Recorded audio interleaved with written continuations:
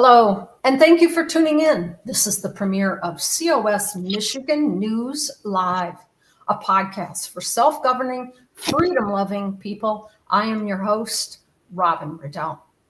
We are in a new year. That means new goals and strategies for the grassroots team across the United States, and it includes introducing legislation right here in Michigan.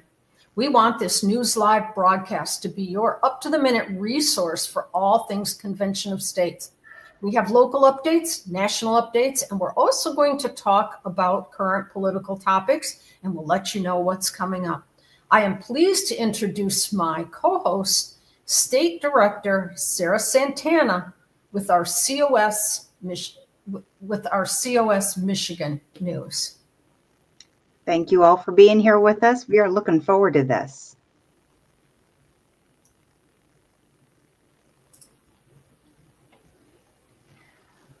All right. Well, we're going to go straight into it here. We have local news first. We're going to be talking about what COS Michigan has been up to. Michigan has done a surge day. We had volunteers from all over the state come in through the snow, bad roads on a 12-degree day to hand out materials to state legislators.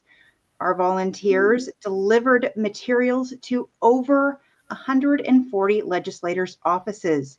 Those materials included information on 34 Ready, which you can find out more about at conventionestates.com/MI. The 34 Ready legislation we gave them information about would help us select commissioners to go to an Article 5 Convention of States. So it's very important for Michigan. Robin, I'm going to pass it over to you for national news. All right. Well, let me bring up my slides here. There is a lot of activity on the national front. If you take a look at the map, 10 states, so those ones colored in blue, have so far in January have active legislation. That's New Hampshire, Rhode Island, Nevada, Kansas, Minnesota, Montana, New Jersey, Wyoming, South Dakota, and Connecticut. Now, multiple states have had legislative victories in the last week.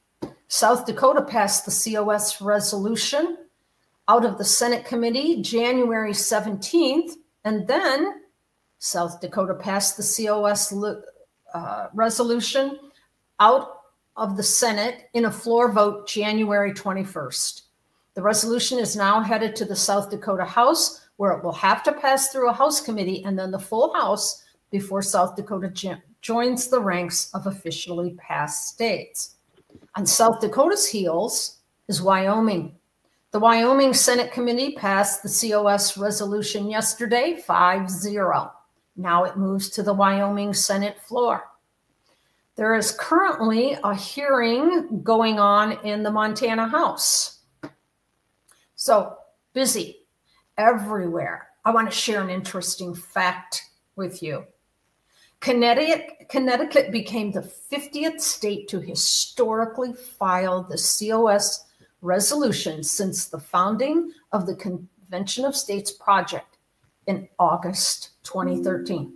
So 50 states have filed.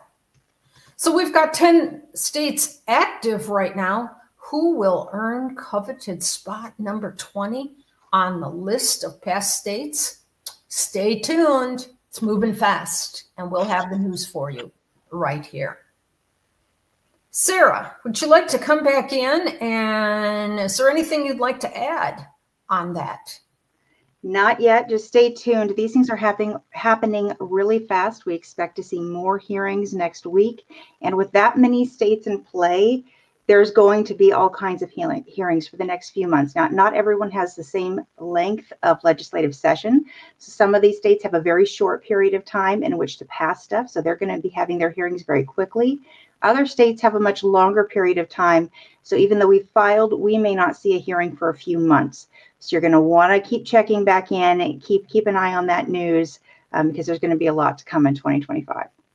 It's really an exciting time of year. It's cold and bleak in January, but all this activity is really heartwarming for all of us, and should be for everybody American, as we write some of the things that are going on. So we've covered Michigan news. That was a cold day at the Capitol. It was so cold.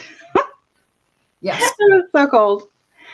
Yep. So we've done Michigan, we've done national. Let's jump into some other national news. Well, let me bring in, we have another panelist here. Let's introduce Shay Bonhag, who is an active member of our volunteer team. Shay, thanks for joining us this afternoon. And let's find out what Sarah has picked out for topics of discussion. We're going to start with term limit amendments. I don't know if you're aware, but there was a term limit amendment introduced in Congress by Ted Cruz. Senator Ted Cruz from Texas introduced a term limit amendment into Congress that would limit U.S. senators to 2 to 6 year terms and U.S. representatives to 3 to 2 year terms. In a statement released on his official website, Cruz.senate.gov, Senator Cruz is quoted saying, "Term limits are critical to fixing what's wrong with Washington, D.C. The founding fathers envisioned a government of citizen legislators who would serve for a few years and return home, not a government run by a small group of special interests and lifelong, permanently entrenched politicians who prey upon the brokenness of Washington to govern in a manner that is totally unaccountable to the American people. Term limits bring about long overdue accountability. I urge my colleagues to advance this amendment to the state so that it may be quickly ratified and become a constitutional amendment." Representative Norman, who also reportedly supported the resolution, is quoted saying, "Elected officials should represent a short-term privilege of public service, not a career choice. Those of us in Congress ought to serve for a reasonable period of time and then return home to live under the laws we enacted. That's why I proposed a constitutional amendment to establish term limits in the legislative branch. And I am honored that Senator Cruz has introduced a companion bill over in the Senate. This effort will go a long way to positively impact American politicians, and I appreciate Senator Cruz's leadership in this important issue." What I would pose to our panelists, Senator Cruz has introduced a term limits amendment into Congress at least 4 times. Yeah. Why do you think this amendment never makes it out of Congress? They're not interested in making any changes that are going to disrupt their own personal status quo. That's my 2 cents worth. We've waited and waited. What do you think, Shay? Well, I'm in the same boat. You know, you can introduce these things, but in order to overcome any filibuster and so forth, you need 60 votes in the Senate, and chances are you're not going to get 60 votes to overturn. And in the House, maybe you could get it passed, but you still have the hurdle of 38 states have to agree. So, I mean, just the fact that they pass a bill that then starts the clock or starts working on the getting states to ratify doesn't mean that it's going to happen. I mean, there's just I like the spirit. The spirit's the right idea. He's got the right conversation going, and he sounds a lot like COS in some senses. You know, the term limits should be short and have a defined limit. So, yeah. But, you know, his proposal is just one proposal. There's probably a myriad of proposals out there. And, you know, if we get a COS convention going, you guarantee there are going to be a whole lot of conversations about what that amendment should look like. And it's not going to be the senators, sorry, but it's not going to be the senator's solution. It's going to be something else that comes out of that. So he's really preventing a lot of discussion around it. And again, what Robin said is right. You know, this is not in their best interest long term. Now, I think we tend to overlook when we're looking at Congress the fact that it's the state legislators that actually have to approve this. And so they're going to approve it from their vantage point of what term limits should be. Now, in Michigan, we have combined term limits of 12 years, meaning that the senators and representatives can serve a total of 12 years. It doesn't matter which chamber they spend those in. They could spend, 4 in the Senate and 8 in the House, or any combination that they can do with their 2 and 4 year services. But that's less than technically what Cruz is proposing. He's proposing 12 for Senate and 6 for House. That's really short on House. But even with the 12 years combined that we have in Michigan, one of the main arguments we've heard from legislators why they aren't a fan of term limits is they feel that it has given more power to the bureaucracy, because they aren't term limited. They can stick around for whole year careers. And you end up with a situation where they have all this knowledge of how things function and the legislators have to lean on them. So that's kind of an interesting perspective that I think the state legislators that will end up voting on these things ultimately bring to the table. Yep. What do you think would be the strength of, and you've kind of touched on this a little bit already, Shay, but what do you think the strength would be in the Article 5 process for finding a term limit solution? I should say the Article 5 Convention of States process, right, for finding a term limit solution the American people could all agree on over, say, Congress proposing something like this. Yeah, I mean, the whole idea of the convention is it allows delegates from each state to negotiate and talk about what those term limits ought to be and come up with some conclusion about how it should be done. So there's a real advantage of having that communication, and that's not happening now. So that's what we need the COS in place. We need to have that conversation on not just term limits, but all the components of COS. Mm-hmm. And you're missing it if you don't have that conversation. Yeah. Yeah. Robin, do you have any thoughts? No, I just want to say that we do have some commenters coming in on the chat who basically concur with what's being said, reinstate the need for this, and also the assurance that 38 states still have to ratify this. None of this stuff is easy. It's not going to be done by a minority of people. And I wish I had the report accessible, but we've seen in the research, the independent research that was done in the last year, Americans want term limits. They do. They do. In overwhelming majorities. It's like 85%. Mm-hmm. That is the will of the people. If you could get the state representatives to get together and talk that through, and figure out what would be palatable and reasonable to put in place, it seems to me that takes you a long way toward the 38 states agreeing, right? Because you've at least got probably that many sitting in the room saying that's what we're agreeing to that. They have to sell it back to their states, of course, but it helps a long way. I can imagine that when a convention happens, this is going to be an energetic discussion. Oh, yes. To hash this out and what the numbers are. And I've been personally asked about that. And sure, I have my own opinions. I'm not sure they're what a convention would come with, but it's certainly something more in the lines of in that 12 to 20 years instead of these lifetimes where people are actually dying from old age while they're serving. Oh yeah, or in nursing homes. Yeah. I think it's important to realize that we are dealing with these different components. On the one hand, we have the public that would love to see people in and out in 6 years.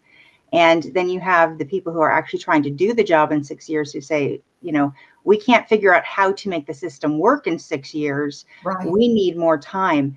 And I think if you have an actual convention, everyone has to understand you're not going to get 6 years and you're not going to get 40 years. You're probably going to end up having to go with something right down the middle so that both camps are happy. And our simulated conventions have kind of indicated that as well. when you actually get the legislators in the room, because we have to have 3/4 of the states agree on this. And that's a large majority, which means you're going to have a lot of diverse opinions. And you're going to need some people who are anti-term limits to come along with you. And what we found, I think, 2 years ago was, and I wish I had it in front of me, but I don't. I think they ended up with an amendment where it was something like 18-year limit per chamber, but then 26-year limit overall, something like that, which granted is a whole lot more than 6 and 12, like Ted Cruz is proposing. But at the same time, it's also a whole lot less than life. And I think there's a lot of conversation to be had around that. I don't think that'll necessarily end up being what you end up with, but I think it's a good indication of the direction these conversations may take in the future. Right. It's going to be fun. Absolutely. Well, let's jump forward, because we've got a bunch of different topics to talk about. President Biden, on January 17th, while he was still in office, announced that the Equal Rights Amendment was now law of the land. The Equal Rights Amendment was proposed by Congress in 1972 and sent to the states for ratification with a 7-year limit. If the required 38 states didn't ratify in that time, the amendment would be considered void. In 1982, Congress extended that time limit, and since then the amendment has been passed in the required 38 legislatures. So the question I think most of us would have is, okay, so they submitted an amendment and they put a time limit on it, and then the time came and it hadn't happened, so they extended the time limit, and now they've gotten it. So what's the issue? Why isn't it officially an amendment, right?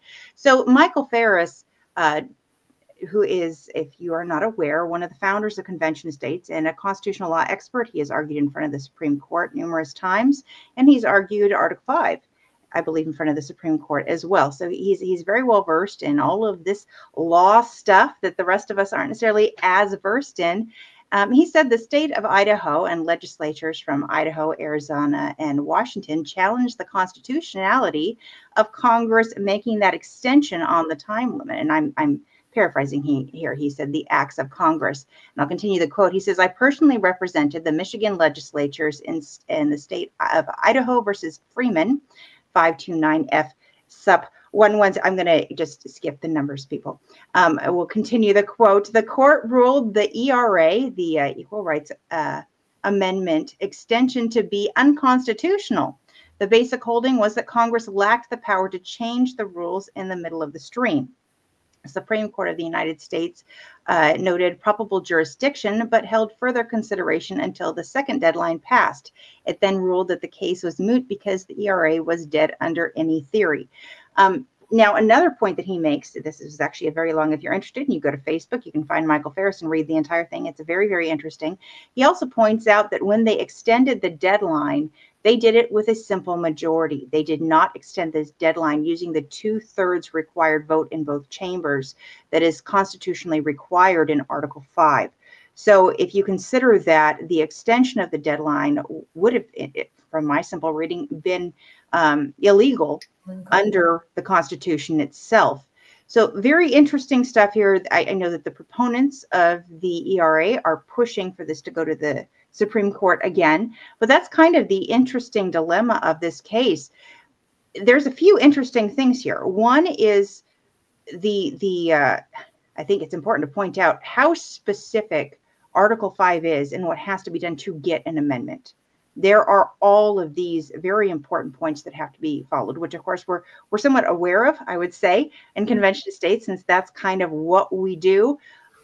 But this is Congress trying to do it. And I think people need to understand, even when Congress proposes an amendment, there are all these checks and balances, because, you know, here they went, they tried to do it, they tried to extend it, but there's all these legalese. It's just not even that simple, even when Congress tries to do it. So there really are a lot of checks and balances to the process. The second issue here is the fact that President Biden tried to make this law of the land with a statement as a president. These are kind of two interesting, warring things. One is the very specific legalese that go into this, and the second is, should a president have the power to essentially override the system and say, I declare this as a law because it had 38 states ratify it? What do you think on that? Shay, I'll let you go first. Oh, great. Yeah. So, I mean, all these points can be argued. And, you know, unfortunately, I'm not in the Supreme Court, so I don't get to make a decision about any of this stuff. I mean, I hear all these components, not the least of which, by the way, which we haven't talked about, and that is, how is it going to be applied? I mean, the initial intent was really straightforward, I think. You know, you want to make sure that women have equal rights to everything that men have, and so forth and so on. And hard to fight that. That seems like a pretty straightforward undertaking. But then how is it going to be implemented, and what are the ramifications of that? And, you know, you start talking about this gender issue, and then you start talking about sexual preferences and all that. And all of a sudden, is that also included by definition into this? So, you know, what started off as simple language back in, 72, is not so simple anymore. And so it gets to the point of, it opens up different avenues than we really were thinking about when we think about this ERA. And I guarantee you the states that ratified this early on didn't understand what was how the language is going to be reinterpreted in 2025. That's an interesting point. I haven't looked into it thoroughly enough, but I did hear that some of the states that ratified it then went and withdrew their ratification. Yeah, they did. Five states did. Which is another interesting point of, okay, can you withdraw ratification? I don't think you can. Which we actually encounter with Article 5, because there are states that pass Article 5s calling for a convention, and then afterwards, many years down the line, go through and say, actually, we want to withdraw that request. Right. And that, I don't think that's ever gone to a court either on whether or not you can legally do it. For anyone who's watching and is wondering, none of the 19 states that have passed the Convention of States resolution have done that. All 19 states are 100% legally on board. Right. There is no question about that. But it does beg questions here with the process that it's just uncharted territory. Not how the process works, but these interesting little questions that people right, exactly. I would argue, I mean, if you put this out to the 38 states today, even if they all agree, do they all agree with the language that's there now? Because you know and I know that the interpretation of the language is going to be different than what it was in 72. Mm-hmm. So you can argue yes or no and so forth, but really that's to me that's the gist, is what are we really arguing for with the ERA? What do we want to do, and what do we want to accomplish? And is everybody saying the same things? Mm-hmm. To me, this shows what a quagmire it is to get legislation passed. Mm-hmm. And all the people that get involved and touch things. You know, we've seen some things that Trump has announced this week, and it's already headed for the Supreme Court. And, you know, this happened back in, you said 72. Mm-hmm. I until this all came out, I wasn't aware of all the jockeying around that has gone on about it. And when we talk to people about holding a convention of states and our platform that we have, they're afraid that something like this might happen. Okay. And we've set things, there are rules in place for that I think will affect us, but the rules are also there, as we'll see. Now it will have to be tested by the Supreme Court. And ultimately, I want to read a response from Michelle Conley. She's an emphatic no. The president should not be able to override Congress. That would wash out separation of powers. Congress writes laws, executive branch executes. Absolutely. I mean, that's the way I read the Constitution. I think that's the way we all read the Constitution. So, yeah, it's very interesting times we live in. Well, we'll come back to that a little bit, but let's hurry on through. Let's talk about DOGE. So, of course, after his inauguration, the president wasted no time before establishing DOGE by executive order. The executive order states this executive order establishes the Department of Government Efficiency to implement the president's DOGE agenda by modernizing federal technology and software to maximize governmental efficiency and productivity. So I don't think any of us, regardless of which side of the aisle we fall on, are bothered by the concept of the government being efficient. You know, that's something that I think we all can agree on. Now, what we agree should stay or should go might be different, but the general concept of efficiency, I think, is something the American people all agree on. We don't want an inefficient government. Let's put it that way. I have two questions for you. I'll start with the first one. Robin, does DOGE make convention of states obsolete? Do they still need us? Yes, they still need us. But I think what they're doing is they've given government efficiency, if you will, a stage, a platform. I support it. I was ecstatic when I heard about that announcement. Yeah. And, you know, you have to worry as a volunteer here, does that make convention of states irrelevant? Absolutely not. Right. All of these changes come because the people are, they want this. They want the efficiency and the transparency that goes on. Now, if we've got somebody in there and they're going to champion that, go for it. But it's still going to, you know, it's going to create waves up and down. But to me, it has to happen.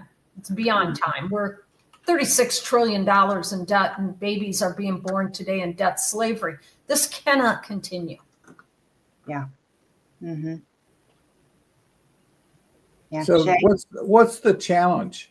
Who's challenging it? The government employees?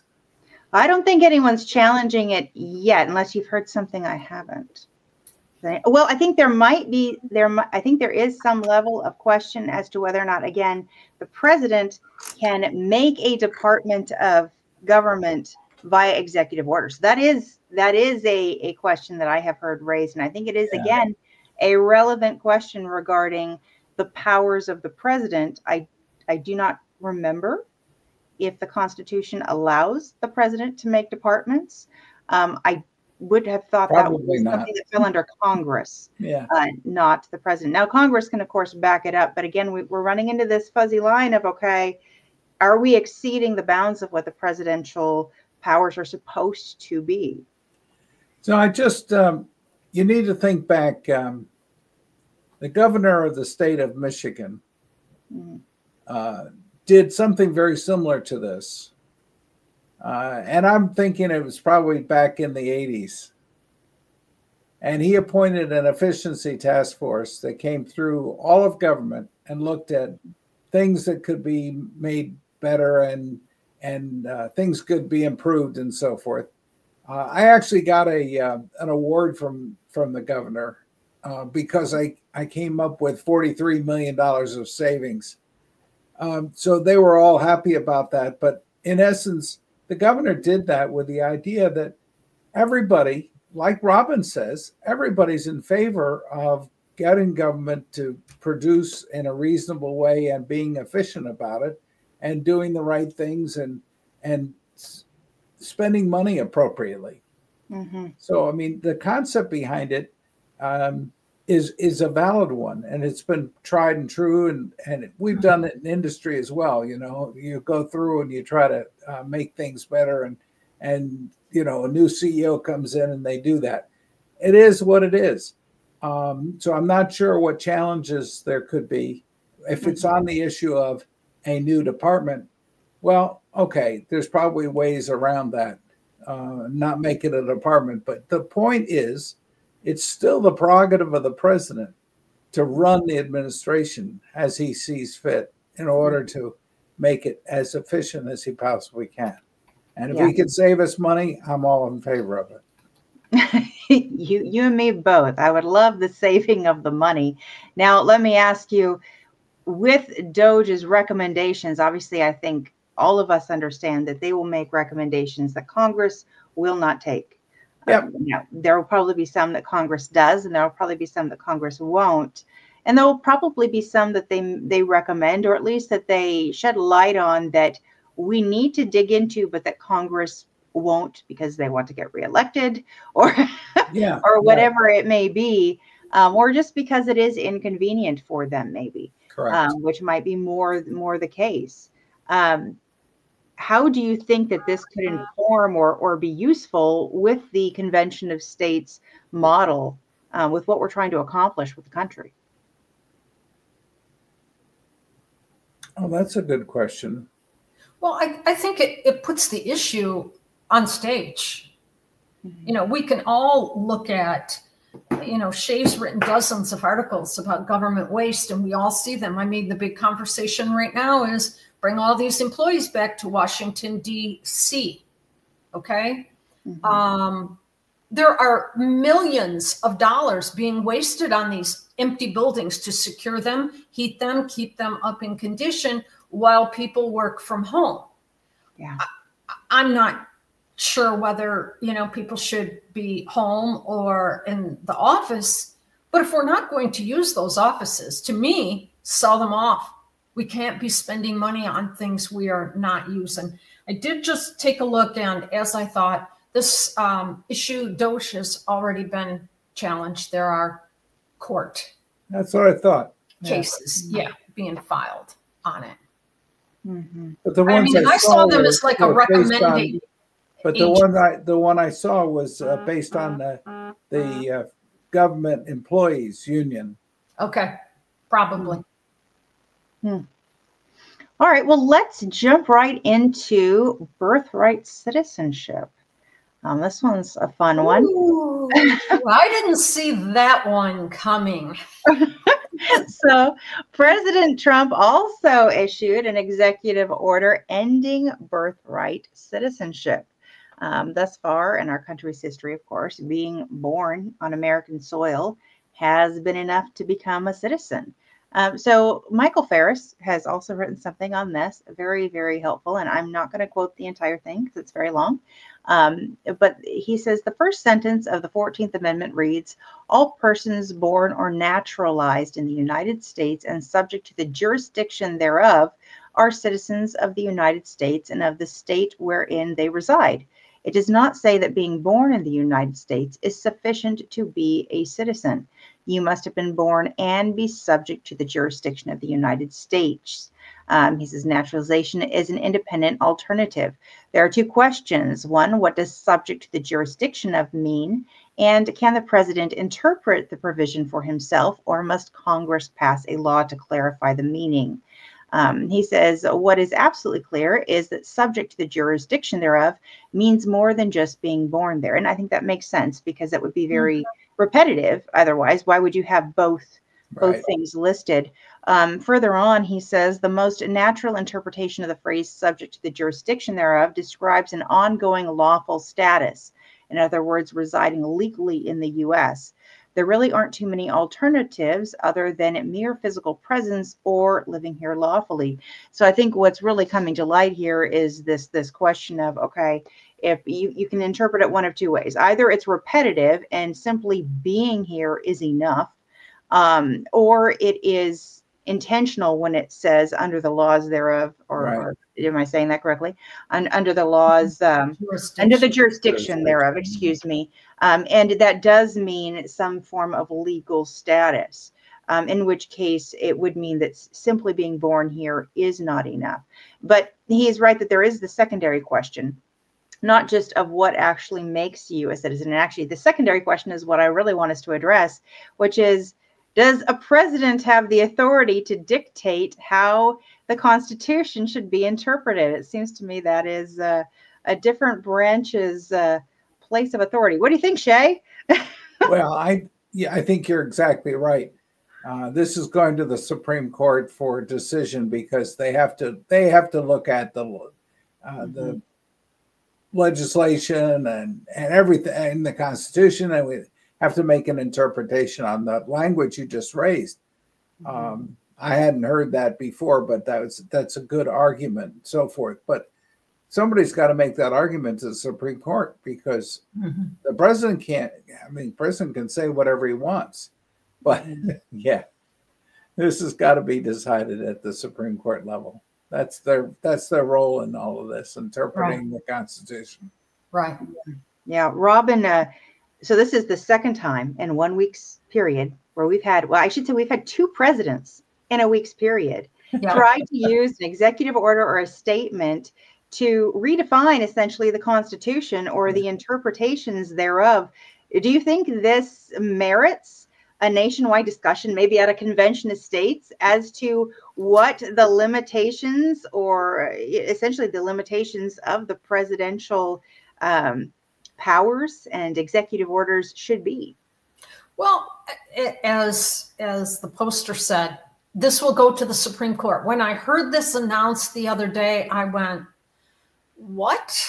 I don't think the president can do that. This is certainly going to the Supreme Court, because, I mean, they can't just change the Constitution. There is a process, which we've already discussed, that has to involve Congress or an Article 5 convention to amend the Constitution.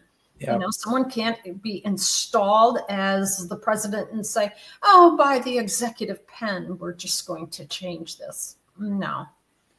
The other thing I want to mention, Sarah, you raised the issue of whether this should be in a convention of states. And I would argue no, because that's beyond the scope of the three areas that we really want to focus on. And if we start opening up the convention to unknown other topics, that gets us into a lot bigger trouble than it's worth. I would say I wouldn't do it there. It actually falls under limiting the size and jurisdiction of the federal government. So if you were going to limit the jurisdiction of the presidential office, you could do that under, you can limit the Supreme Court, you can limit the Congress, you can limit the bureaucrats on the federal level, you can limit the president. So any of those, if you wanted to fine tune and limit, now if you were expanding, if you wanted to say the president can change the Constitution, you can't do that at the Convention of States resolution. But if you wanted to specify that they could not, that you could do. In terms of limiting the power of the government. Right. Right. So if you wanted to limit and say, because the executive orders, I mean, they're using them for everything now. I know. I'm pretty sure that Washington and and John Adams and Madison did not use executive orders to do all these things.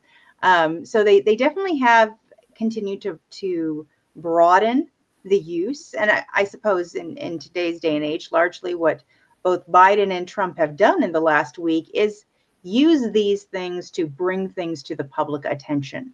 So you could say, well, there is no weight of law behind it, and so it's a useful tool. On the other hand, there is always the question of, is there the weight of law behind it? And so there is, I guess the question is there a place for a conversation on whether or not we should establish that there is not law behind these things, unless it's within a certain very narrow category? And I don't honestly know the answer to that question. I think it's an interesting one, though. Interesting times. Very, very. All right. Well, I've got one more for y'all. Do you? You want to save one for next time? No, because this one's breaking news. Ooh, all right. This one is breaking news. An amendment has been introduced by Congressman Andy Ogles as a House joint resolution. And this is the language of the amendment. Have either of you heard this? Mm-hmm. Yeah. Okay. Yeah. All right. No person shall be elected to the office of the president more than 3 times, nor be elected to any additional term after being elected to 2 consecutive terms. And no person who has held the office of president or acted as president for more than 2 years of a term to which some other person was elected president shall be elected to the office of the president more than twice. So I can try to break this down. Shay, you were nodding, so I'm hoping you've read on this a little bit. Mm-hmm. this essentially is designed so that Trump could run a third time. And right, actually, exactly. The congressman just point blank said that. It's said in a way that you cannot, I believe, be elected, and Shay, correct me if I'm wrong, you could not be elected to a third term if you've already served 2 in a row. Trump would only be eligible because he hasn't served 2 in a row. Okay, yes, very. We're all about limiting the size and jurisdiction of the federal government.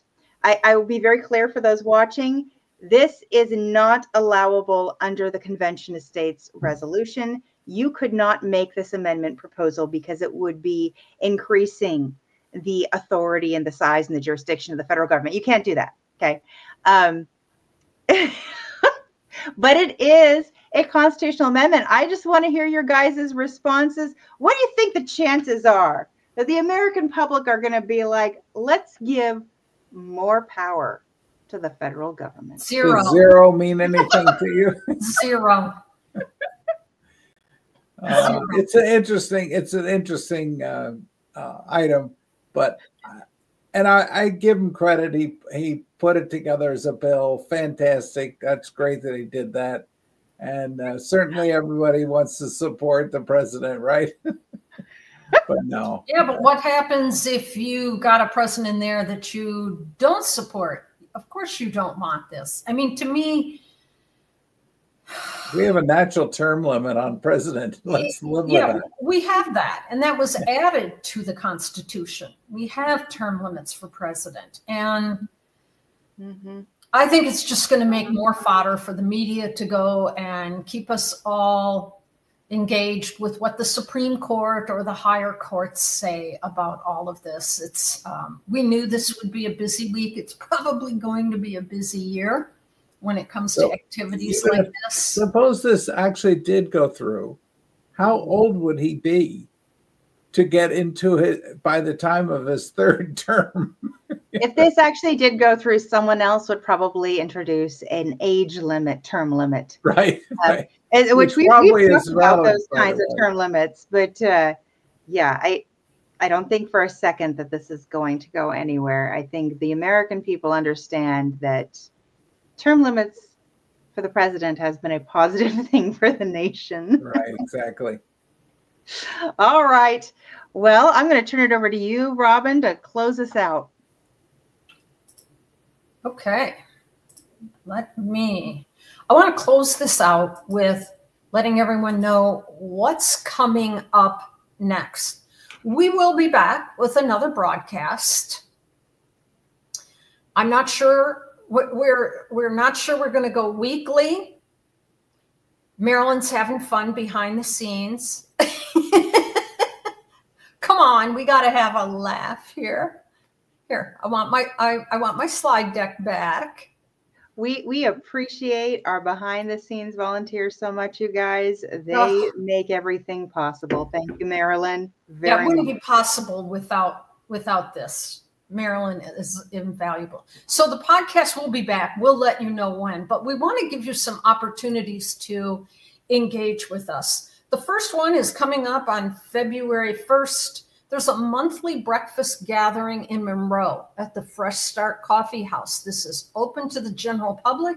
If you live in the Monroe area, put that on your calendar, go there, engage, find out what we're working on, what we're talking about with the team that's down there. We have an event coming up on February 4th at 6 p.m. Sarah and I will host a Zoom meeting for people who are interested in volunteering. If you're sitting Robin, here, real quick, it's February 5th. See what happens? You gave me that. Anyway, it's Wednesday the 5th. It's Wednesday, February 5th. And it'll be a Zoom meeting that if you're wishing to volunteer, to find some place to do some good, to help America, to be a patriot and support smaller government, and you have questions, come to this meeting, ask your questions. We'll talk about it.